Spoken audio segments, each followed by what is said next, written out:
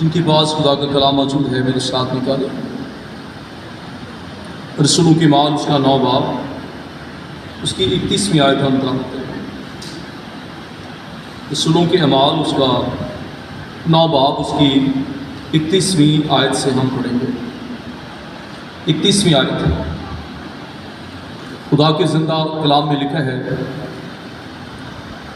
بس تمام یہودیہ اور گلیل اور سامریہ میں کلیسیا کو چین ہو گیا اور اس کی ترقی ہوتی گئی، اور وہ خداوند کے خوف اور روح القدس کی تسلی پر چلتی اور بڑھتی جاتی تھی۔ خدا کی کلام کا پڑھا اور سنا جانا ہم سب کے لیے باعث برکت ہو، آمین۔ خدا کے حضور اپنے سروں کو جھکائیں، دعا مانگے کہ ہم زندگیوں کو بیدار کر جگہ کثرت کے ساتھ اپنی حضوری میں آنے اور کلام کی برکت کو پانے کا فضل بخش دے، تاکہ خداوند تیرے لوگ کلام مچھے گئے۔ ٹھیک ہے، اب سب کی سلامتی ہو، خدا آپ کو برکت دے۔ بے شک گرمی بہت زیادہ ہے، جب میں چرچ آتا ہوں تو تھوڑا سا فاصلہ ہے نا پاسٹرز کا چرچ کا، تو مجھے اس وقت ہی احساس ہو جاتا ہے کہ گرمی بہت زیادہ ہے۔ تو آپ تو مجھ سے زیادہ سفر طے کر کے آئے ہیں، کالونی سے بھی لوگ آئے ہیں، فیملیز آئی ہیں کالونی سے۔ سو جتنے بھی لوگ اپنے گھروں سے خدا کے گھر میں آئے ہیں، خدا آپ کو بہت برکت دے۔ گرمیوں میں، سردیوں میں کچھ اور بات ہوتی ہے، لیکن گرمی میں جب ہم سخت گرمی میں گھر سے نکلتے ہیں تو جیسے ہم قدم باہر رکھتے ہیں تو گرمی کا احساس اتنا زیادہ ہوتا ہے کہ دل چاہتا ہے کہ واپس گھر لوٹ جائے، یعنی گھر سے نکلنے کو دل نہیں چاہتا۔ لیکن خدا نے آپ کو یہ توفیق بخشی کہ آپ خدا کے گھر میں آئے، اور اس سخت گرمی میں آپ مائیں بچے بھی اپنے ساتھ لے کر آتی ہیں۔ سو خدا آپ سب کو بہت برکت دے۔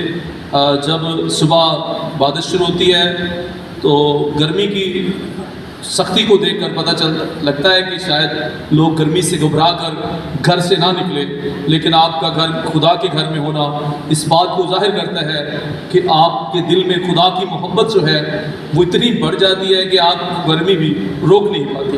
خدا آپ کو برکت دے۔ اچھا لگتا ہے جب خدا کا گھر بھرا ہوتا ہے اور آپ خدا کے گھر میں آ کر خدا کی عبادت کرتے ہیں۔ سو خدا آپ کے ساتھ ہیں۔ کسی کو معلوم ہو کہ ہم نے گزشتہ سنڈے کس مضمون پر غور کیا تھا؟ ساؤل سے پاولس۔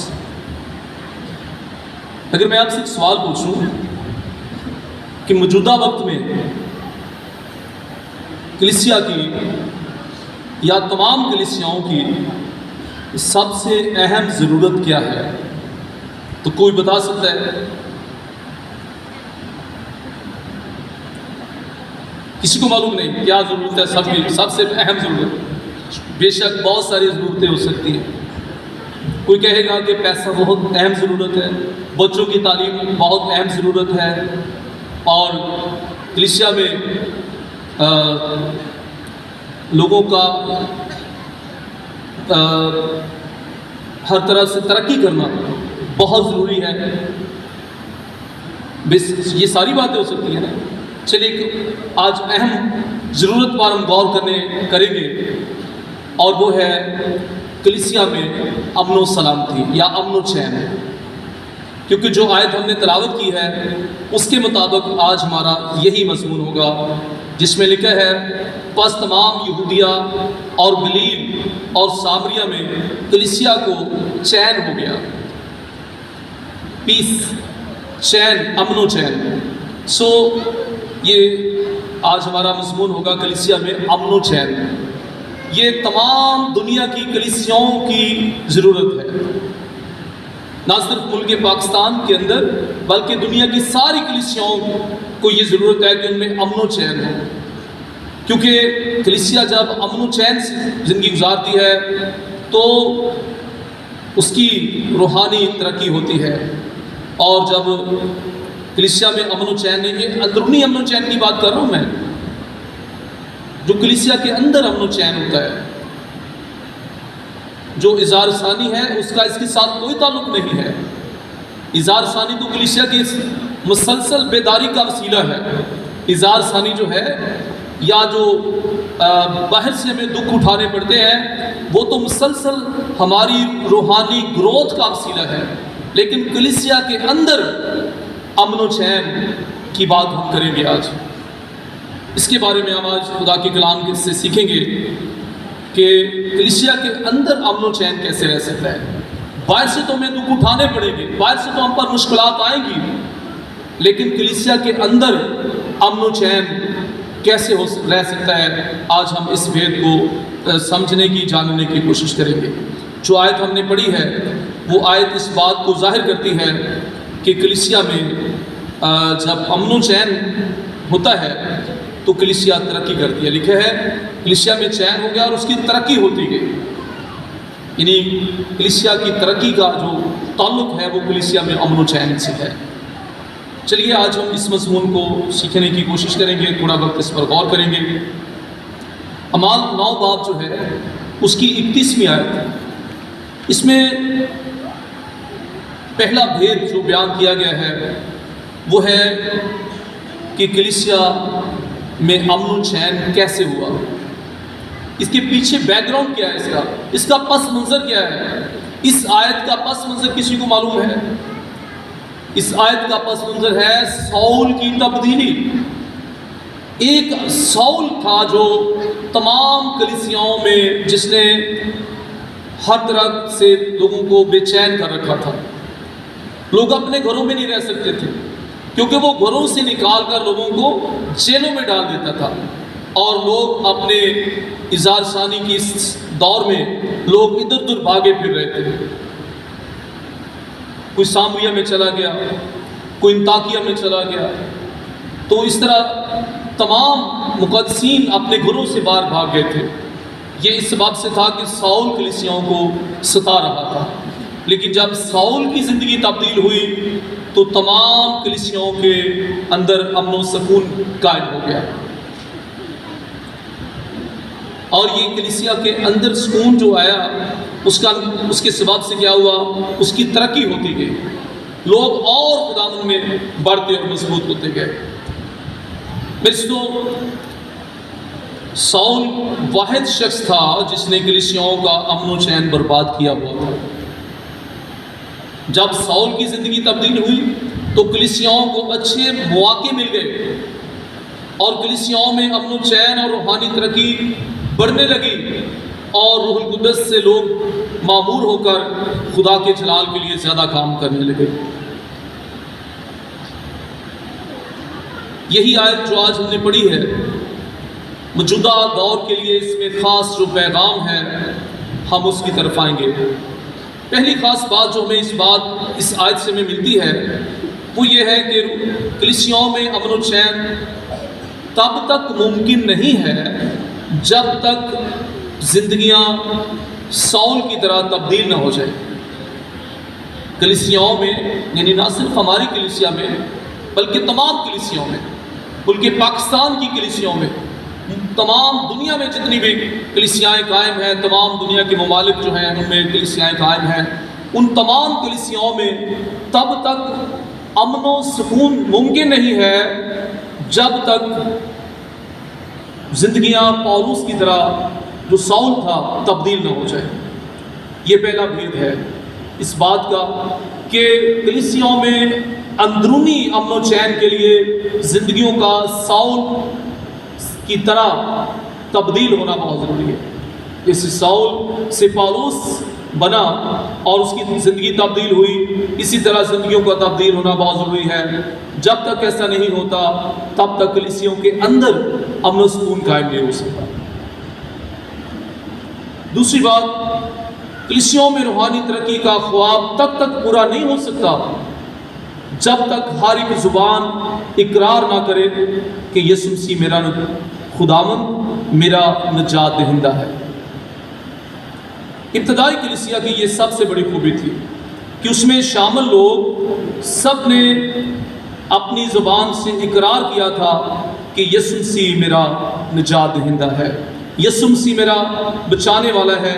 انہوں نے اس کا اعلانیہ اقرار کیا تھا، بلکہ کلام میں لکھا ہے کہ جو لوگ مسیح پر ایمان لاتے تھے وہ ہر روز کلیسیا میں شامل ہو جاتے تھے اور کسی اور کو जुर्रत नहीं थी, सुनिए ये आयत खुदा के कलाम की, किसी और को जुर्रत नहीं थी कि वो कलीसिया में आकर शामिल हो जाए। यानी एवं को तुरिया करता नहीं आके कहता सी मैं भी कलीसिया दा रुकना।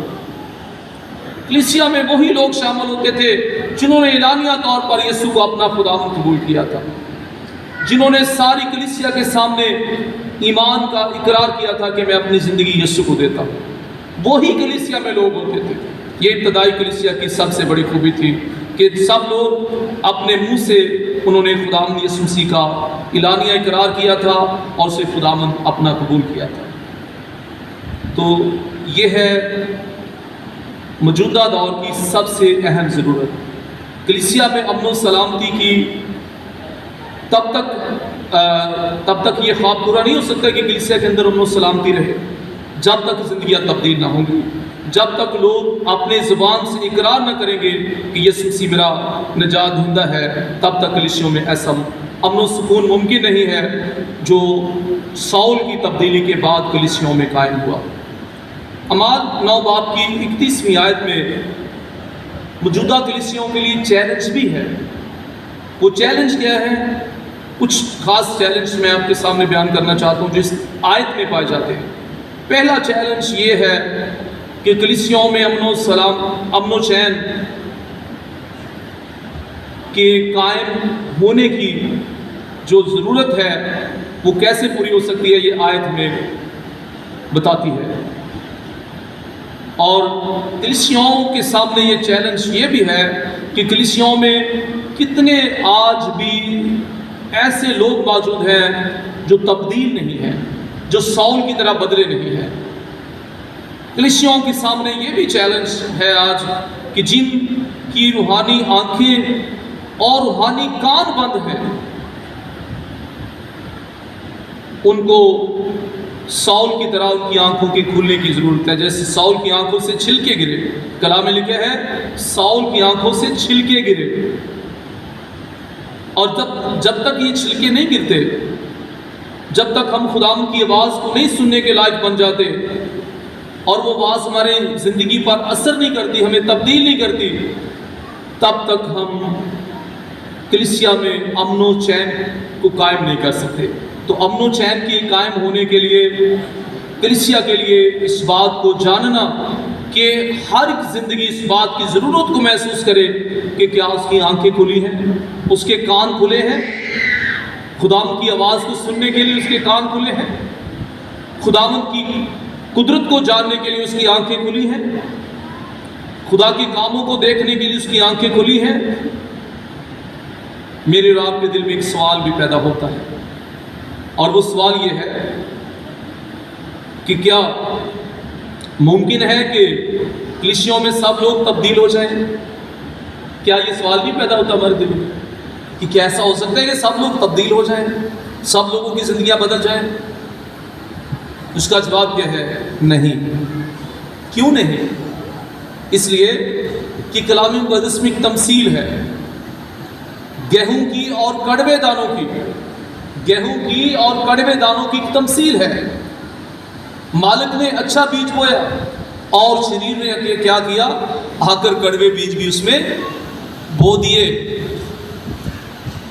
नौकरों ने कहा कि मालिक क्या तूने अच्छा बीज नहीं बोया था? तो मालिक ने कहा कि हाँ मैंने तो अच्छा बीज बोया था। तो जब बालियां निकली तो उसने कहा कि वो कड़वे दाने, उसकी बालियां भी नजर आ रही हैं। बेशक ये कंडीशन दुनिया में जब तक हम हैं कलीसिया में भी रहेगी। पार भी किया गया है। इब्रानियों के खत के 12वें बाब की आप 15वीं आयत मेरे साथ पढ़ें। या एक रसूल हमें आगाही देता है। इब्रानियों के खत के 12वें बाब की 15वीं आयत में लिखा है, ये कलीसिया के लिए है, गौर से देखते रहो कोई शख्स खुदा के फजल से महरूम न रह जाए। ऐसा ना हो कि कोई कड़वी जड़ फूट कर तुम्हें दुख दे और उसके सबब से अक्सर लोग नापाक हो जाएं, और ना कोई हराम कार या ईसाऊ की तरह बेदीन हो जिसने एक वक्त के खाने के एवज अपने पे लौटे होने का हक बेच डाला। غور سے دیکھتے رہو.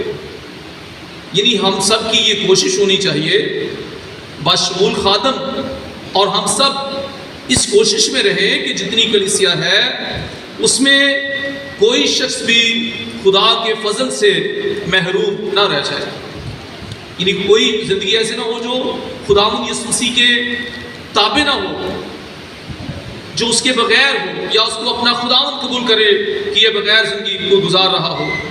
ہمیں کوشش کرنی ہے ایسے لوگوں کو خداوند کے قدموں میں لانے کی. اگر ہم ایسا نہیں کریں گے، جو خداوند سے دور ہے، اگر ان کو خداوند کے قدموں میں نہیں لائیں گے تو کیا ہوگا؟ کلام میں لکھا ہے کہ اگر ہم ایسا نہیں کریں گے، ایسا نہ ہو کہ کوئی کڑوی جڑ پھوٹ کر تمہیں دکھ دے اور اس کے سبب سے اکثر لوگ ناپاک ہو جائیں. یعنی جب ہم اس کوشش کو جاری نہیں رکھتے کہ زندگیاں خدا سے اگر دور ہیں، ہم ان کو خدا کے قدموں میں لائیں، قریب لائیں. اگر ہم یہ نہیں کرتے تو کیا ہوگا؟ ایسے لوگ بڑھ جائیں گے، اور ان کے بڑھنے سے کیا ہوگا؟ کلیسیا ایسے لوگوں کے سبب سے کیا ہو جائے گی؟ اکثر لوگ ناپاک ہو جائیں گے. ناپاک ہونے کا مطلب خدا سے دور چلے جائیں گے. اور یہ بھی آج کا بڑا مسئلہ ہے کہ آپ کسی کو کچھ کہہ بھی نہیں سکتے. اگر کوئی غلط ہے نا، آپ اس کو کہہ بھی نہیں سکتے. خادم تو جتنا ان سے ہو سکتا ہے وہ کوشش کرتے ہیں کہ لوگ خدا کے کلام کے تابع ہو جائیں، زندگیاں تبدیل ہو جائیں، یسوع کی گواہی دینے والی، اقرار کرنے والی بن جائیں. لیکن یہ صرف میری کوشش نہیں، یہ آپ سب کی کوشش ہونی چاہیے کہ آپ سب بھی اس کام میں لگ جائیں کہ اگر کوئی آپ کو زندگی خدا سے دور نظر آتی ہے اور خدا کے کلام کے مطابق نہیں چل رہی، تو آپ سب کی ذمہ داری ہے آپ اس زندگی کو خدا کے قدموں میں لے کر آئیں. کلام میں لکھا اگر تیرا بھائی گناہ کرتا ہے تو کیا کر؟ اس کے پاس جا، اس کو سمجھا. اگر وہ تیری سن لے تو بہتر ہے، اگر وہ تیری نہیں سنتا تو کچھ ایک دو لوگوں کو اور لے کر جا. اگر وہ پھر بھی نہیں سنتا تو پھر کلیسیا کے بزرگوں کو لے کر جا. اگر وہ پھر بھی نہیں سنتا پھر اسے غیر قوم جان، پھر اسے خدا کے لوگوں میں سے نہ جانو کہ وہ خدا کے لوگوں میں سے ہے، وہ غیر قوم کے برابر ہے. تو میرے عزیزو، اگر ہم کلیسیا میں امن و چین کی خواہش رکھتے ہیں تو پھر ہمیں اس بات کو یاد رکھنا ہے کہ ہمیں ایسے لوگوں پر نگاہ رکھنی ہے جو خدا کی مرضی کے برخلاف چلتے ہیں، اور انہیں خداوند کے قدموں میں لانا بہت ضروری ہے.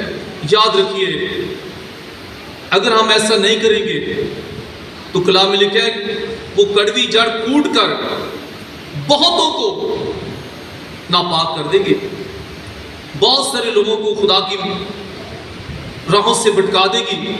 اگر آپ اس کو نہیں سمجھائیں گے، نہیں اس کو خدا کی کلام کی تابعداری میں لے کر آئیں گے، وہ بہتوں کو لے ڈوبے گا.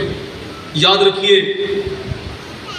اگر سول کے تبدیل ہونے سے بہت ساری کلیسیوں کے اندر امن و چین قائم ہو سکتا ہے، تو کیا ہماری زندگیوں کے بدلنے سے کلیسیوں میں امن چین نہیں قائم نہیں ہو سکتا؟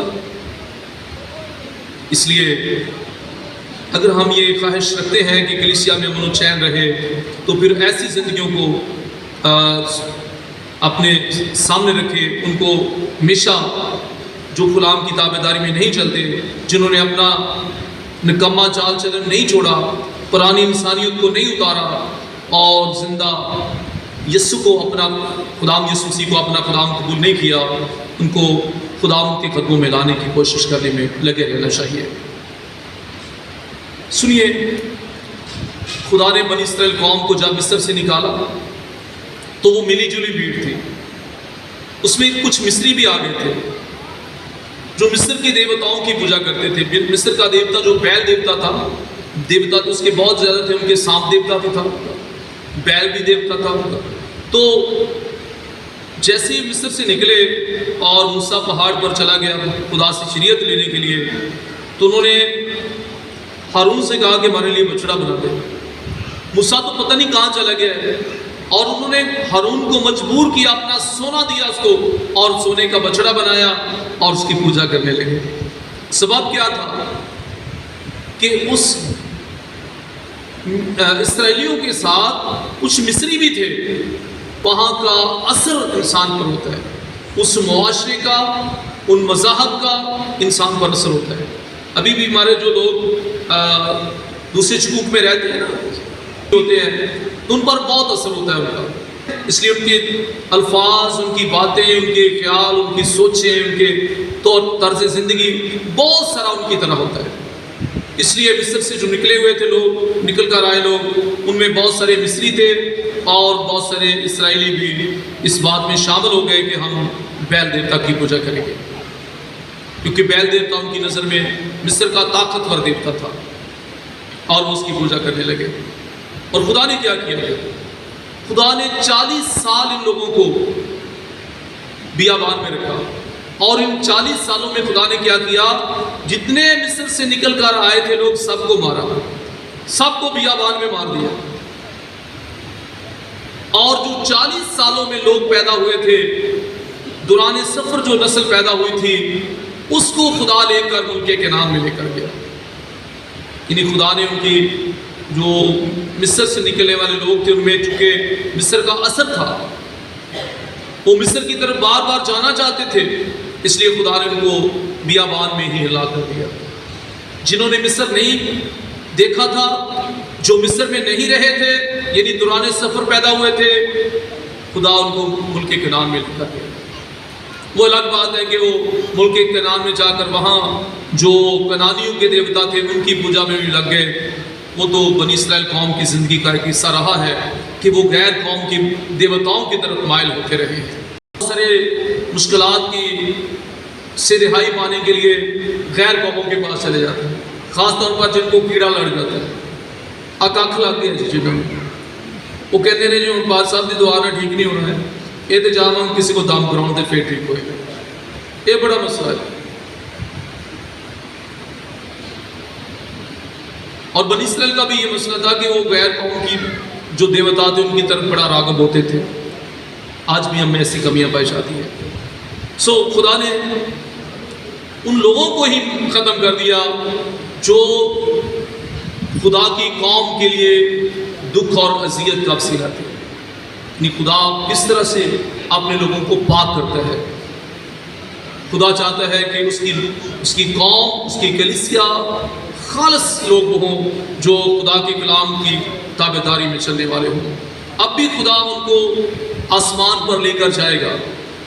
اس طرح ملک کنعان میں خدا نے وہ نسل لے کر گیا جو مصر سے واقف نہیں تھی، اسی طرح اب بھی خدا ان لوگوں کو آسمان پر لے کر جائے گا جن کا دل مصر یعنی دنیا سے، جن کے دلوں میں دنیا بسی نہیں ہوئی، جن کی زندگیاں خدا کے کلام سے تبدیل ہو چکی ہیں، وہی آسمان کے شہری بنیں گے، کیونکہ انہوں نے اپنے پرانے نکمے چال چلن سے مخلصی پالی ہے۔ میری چیزوں، رسولوں کے زمانہ میں قائم ہونے والا امن و چین، کلیسیوں میں روحانی ترقی آج بھی ممکن ہے، آج بھی ایسا ہو سکتا ہے۔ کلیسیوں میں ایسا ہو گیا، اس کا سبب کیا ہے؟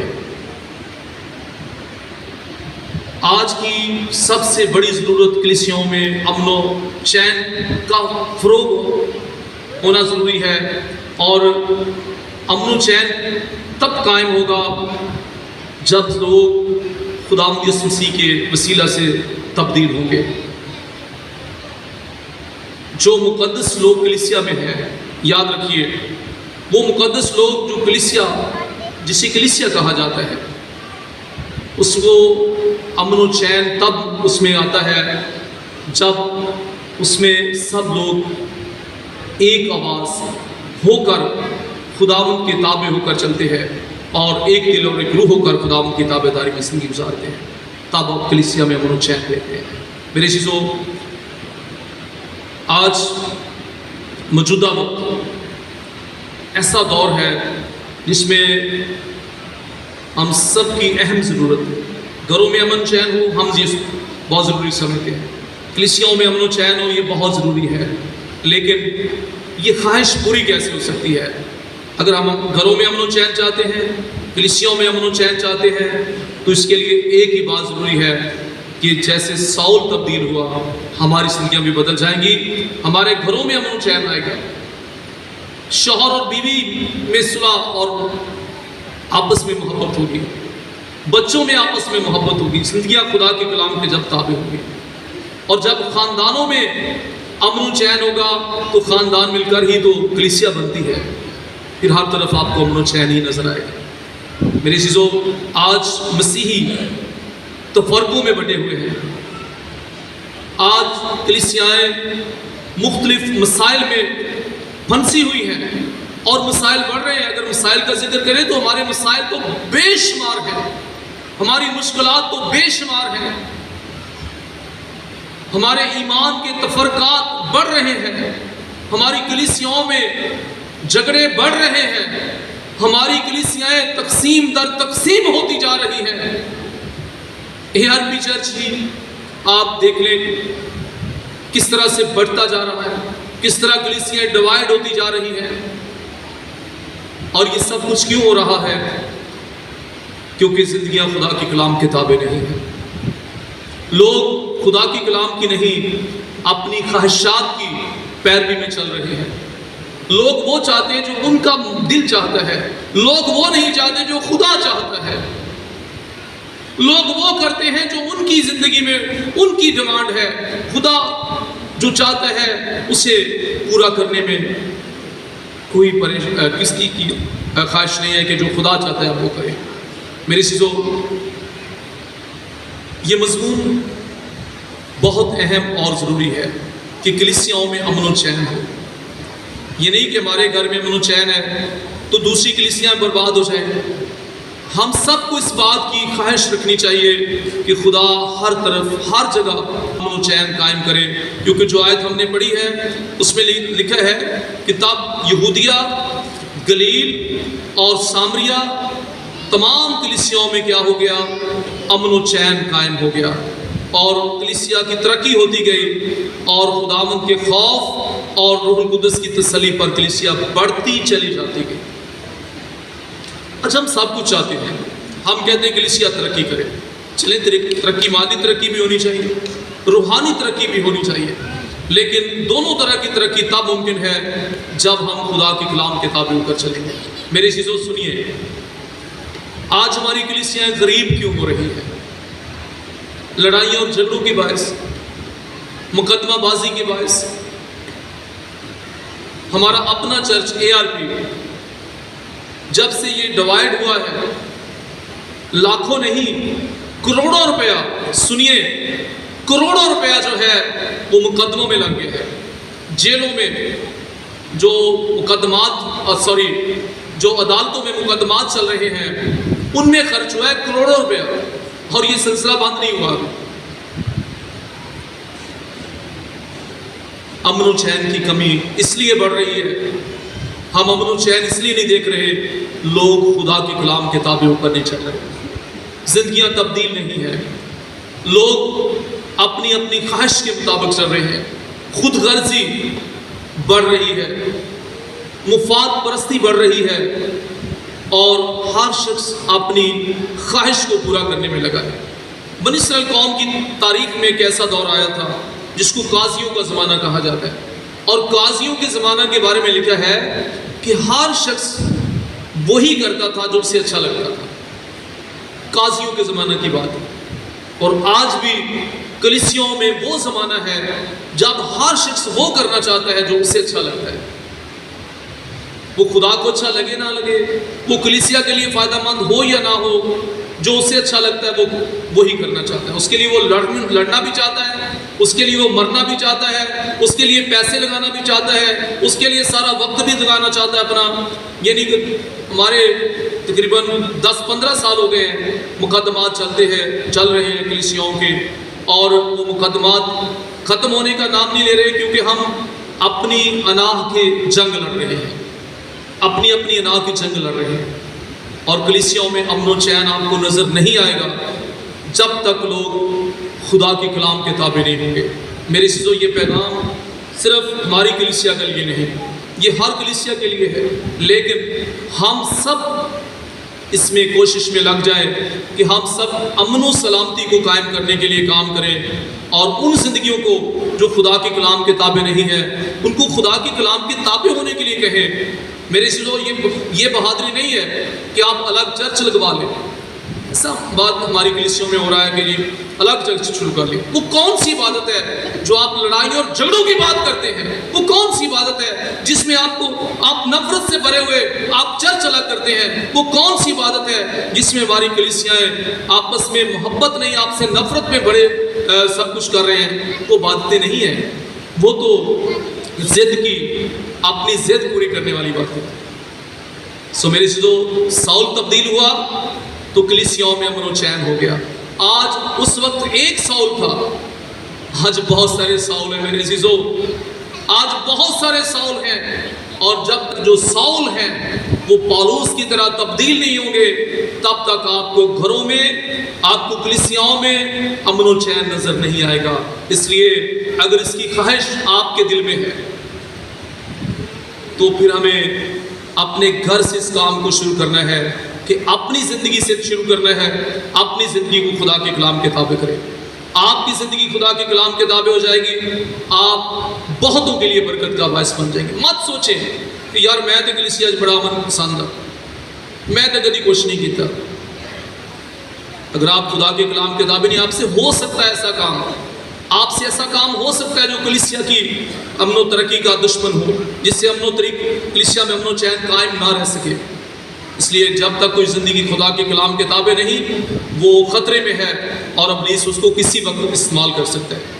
اس لیے میرے شیزو، میری آج آپ سے التماس ہے، موجودہ دور میں ہماری سب سے اہم ضرورت ہے ہمارے گھروں میں امن و سلامتی ہو، کلیسیوں میں امن و سلامتی ہو۔ جن کلیسیوں میں جھگڑے ہیں، جن کلیسیوں میں امن و چین نہیں ہے، ہمیں ان کے لیے دعا کی ضرورت ہے، ہمیں ان کے لیے کام کرنے کی ضرورت ہے، ہمیں ان لوگوں کو ان کو ڈسکرج کرنے کی ضرورت ہے جو یہ کام کرتے ہیں، کلیسیوں کا امن و چین خراب کرتے ہیں، برباد کرتے ہیں، اور ہمیں ان سے کہنے کی ضرورت ہے کہ وہ خدا کے کلام کے تابع ہو جائیں۔ اگر نہیں ہوں گے تو عدالت کے دن یسوع صاف ان سے کہہ دے گا کہ میری کبھی تم سے واقفیت نہیں تھی، اے ملاؤنو میری نظروں سے دور ہو جاؤ۔ آج جو ہم بڑے بڑے دیکھتے ہیں نا، بڑے وہ سپر مین بنے ہوئے ہیں کہ جی ہمیں تو ہلا نہیں سکتا کوئی، ہم تو کلیسیا میں ایسا کر دیں گے، ہم تو کلیسیا میں ایسا کر دیں گے۔ خدا ان کو یسوع مسیح خود پوچھ لے گا۔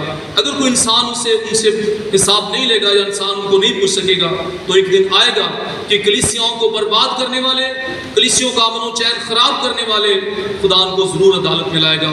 ان کو خدا زمین پر بھی ان کو بدلہ دے گا، آسمان پر تو ان کے لیے سزا مقرر ہے۔ تو میرے چیزوں، آج ہماری کلیسیا کی بھی، تمام کلیسیوں کی ضرورت ہے کہ ان میں امن و چین ہو، اور یہ امن و چین جو ہے، اس کی بنیاد جو ہے، اس کی اکائی جو ہے، کہاں سے شروع ہوتا ہے؟ یہ ہماری زندگیوں کی تبدیلی سے شروع ہوتا ہے۔ اگر ہم تبدیل نہیں ہوں گے، ہم امن و چین نہ دیکھ سکیں گے، نہ قائم کر سکیں گے، نہ ہمارے گھروں میں امن و چین ہوگا۔ یاد رکھیے، سنیے، یہ کلیسیا میں امن و چین کی جو بات میں کرتا ہوں نا، یہ گھروں کی بات بھی ہے۔ ہمارے گھروں میں بھی بہت دفعہ امن و چین نہیں ہوتا، لڑائیاں جھگڑے ہوتے ہیں، ہم ایک دوسرے کو بڑا برے الفاظ سے پکارتے ہیں، گالیاں نکالتے ہیں۔ یہ کیوں ہوتا ہے کہ ہم خدا کے کلام کے تابع نہیں ہیں؟ سو آپ اپنے گھر سے کلیسیا تک امن و چین دیکھنا چاہتے ہیں تو پھر خدا یسوع مسیح کے اس بندہ پالوس کی طرح، جو پہلے ساؤل تھا پھر پالوس بنا، اس کی تبدیلی کے بعد لکھا ہے کہ ہر طرف امن و چین ہو گیا۔ آج بھی اگر ہر طرف امن و چین آپ دیکھنا چاہتے ہیں، گھر میں دیکھنا چاہتے ہیں، کلیسیا میں دیکھنا چاہتے ہیں، اور دوسری کلیسیوں میں دیکھنا چاہتے ہیں، تو سب کے لیے ایک ہی کلام ہے کہ وہ اپنی زندگیاں خدا کے کلام کے تابع کر دے، تو آپ کو ہر طرف امن و چین نظر آئے گا۔ خدا اپنے کلام کے وسیلے سے ہم سب کو بڑی برکت دے۔ آمین۔ چلیے